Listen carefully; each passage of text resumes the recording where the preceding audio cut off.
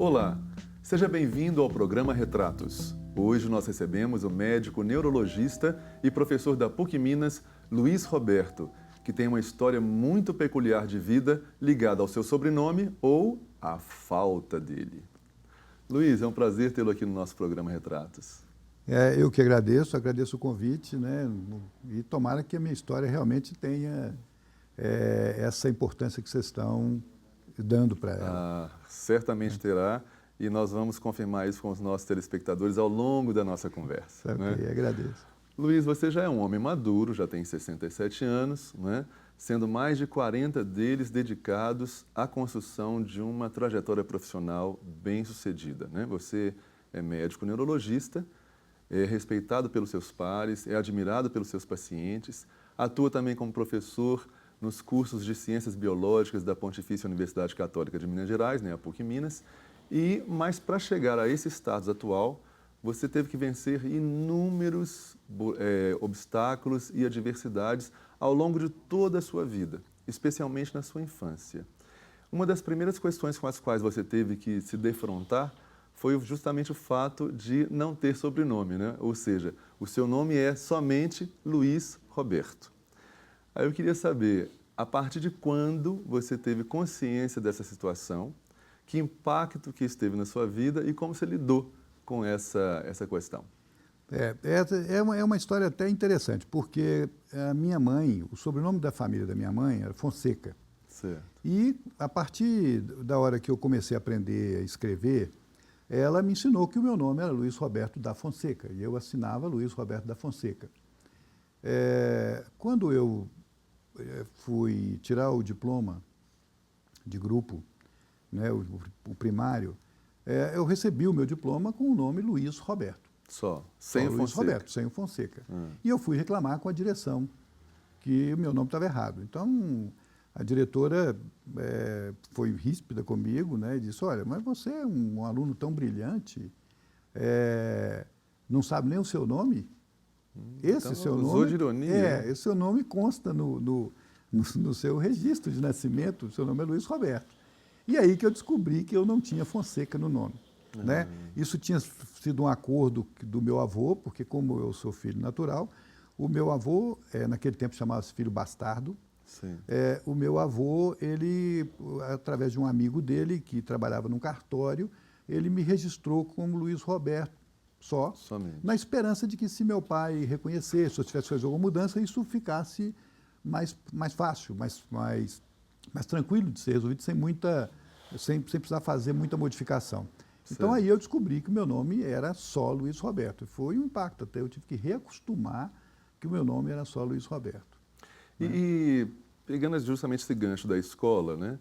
Como que foi a convivência com seus colegas de sala, tendo uma situação tão Na verdade, delicada, né? na escola em si, não teve muito problema, porque os meus colegas todos achavam que o meu nome era Luiz Roberto da Fonseca. Né? Então a gente foi tocando a vida e, né, a dificuldade era que eu não tinha pai. Né? Então, por exemplo, eu não tinha pai que me levasse à escola, eu não tinha um pai que aparecesse nas reuniões, né, ou que me defendesse dos problemas que a gente tem na infância, às vezes brigas escolares e tal, né? Isso era um problema. Mas, na verdade, o nome em si não, porque eu descobri mesmo no dia do diploma. Até então, meus amigos sabiam que meu nome era Luiz Roberto da Fonseca. Mas tinha uma história, parece, de uma professora de inglês que o chamava de Mr. X. Isso. Como é que foi essa questão? Não, já na escola de medicina, que eu só consegui estudar já inglês. Foi mais tarde isso. Eu já consegui estudar inglês só na escola de medicina. Eu consegui fazer um curso de inglês. E a professora, ela me chamava de Mr. X. Eu era o Mr. X.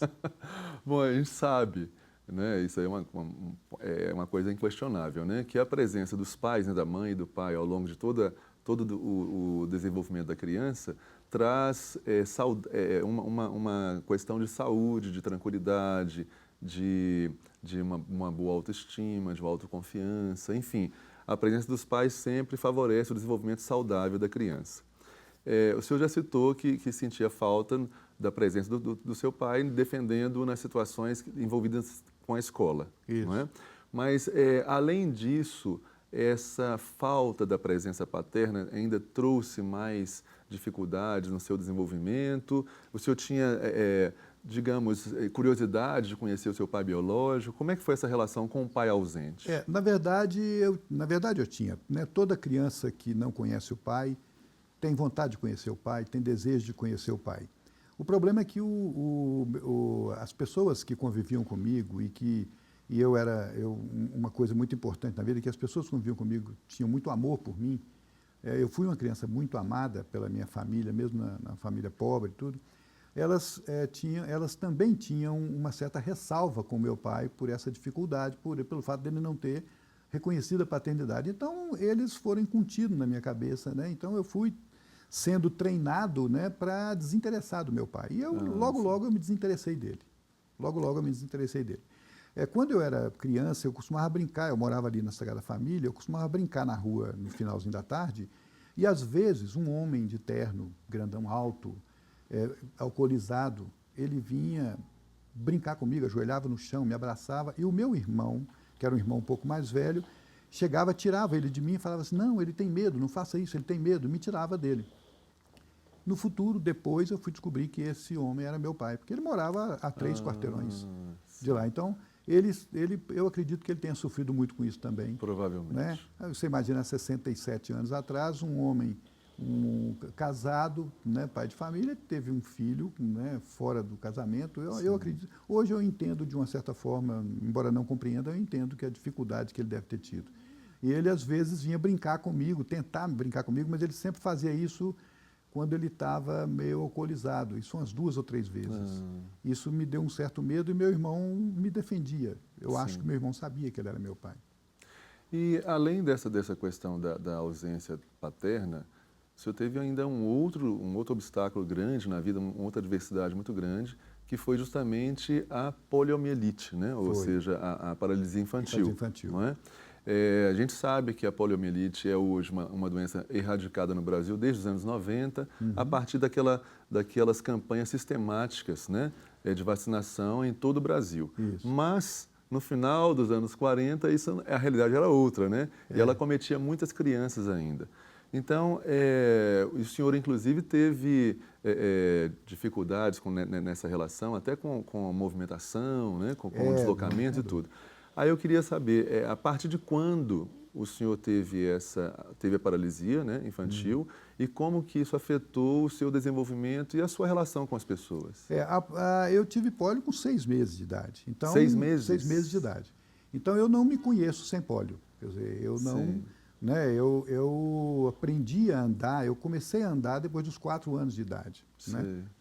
Exatamente por causa da pólio. E a pólio, ela comprometeu o meu lado direito. A pólio, caracteristicamente, ela produz uma atrofia muscular que é assimétrica, ou seja, um lado é sempre pior do que o outro quando comete os 2 lados, e eu, no meu caso, foi acometido só o lado direito.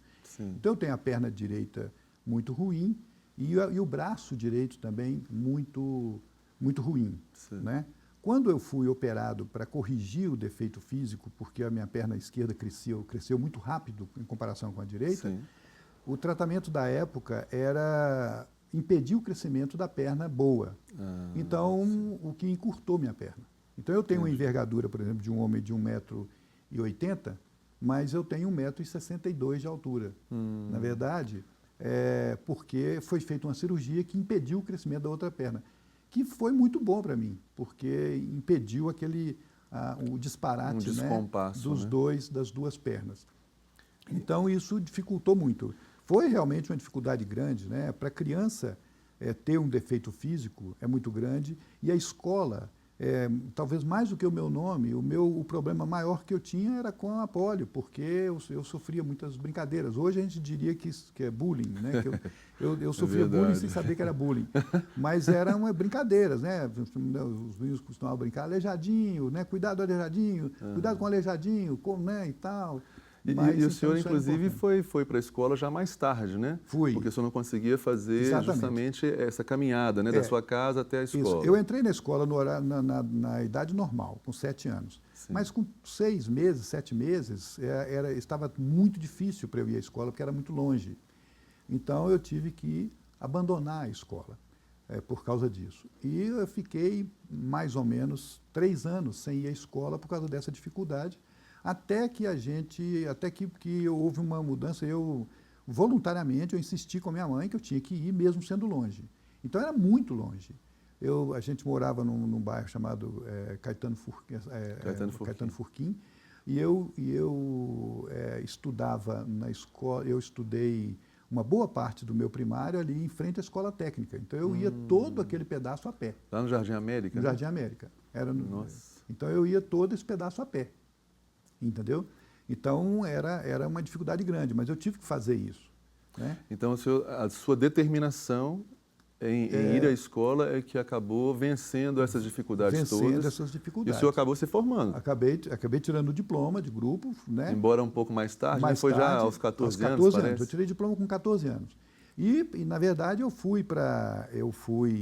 depois disso, eu fui morar com a tia exatamente para ficar perto da escola, porque era muito desgastante para mim a distância. Eu andava o equivalente, para ir à escola, até eu tirar o diploma, eu andava o equivalente a pelo menos 4 quilômetros. Nossa, era e nessas coisa. condições, Não, fica realmente muito difícil. Exatamente. Então foi um desafio imenso. Um desafio muito grande. Eu sofria várias quedas, né?